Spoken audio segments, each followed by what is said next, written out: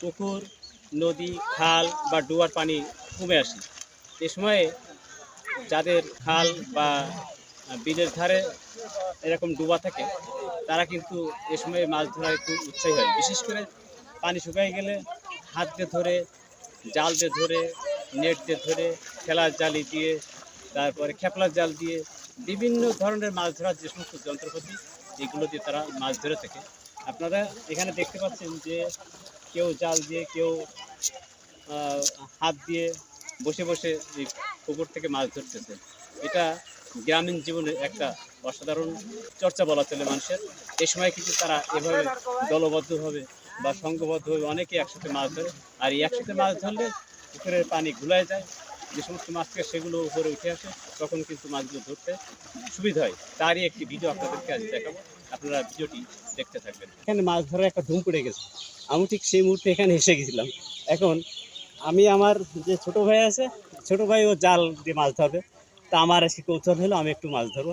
দেখি আমি কিন্তু এই জাল দিয়ে মাছ ধরার চেষ্টা করছি, দেখা যাক। বিসমিল্লাহির রহমানির রহিম, ফেলে দিলাম জাল। সাজাব্বা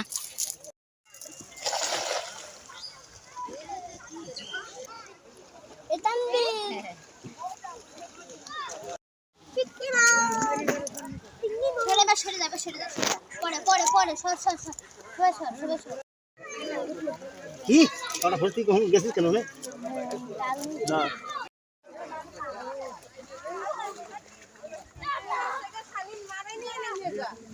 এই নেটটা এই মাঝে ভাই আমাকে নেট আছে দেখে ফার্মে কোন জায়গায় আইনে তুই আছে নেট টান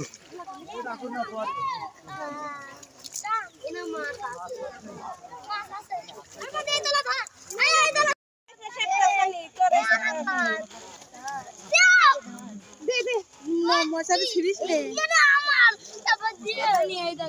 আমি হাস তুই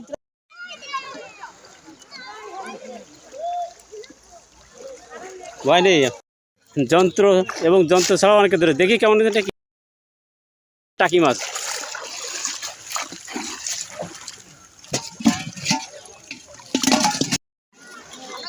কি মাছ এটা? টাকি মাছ।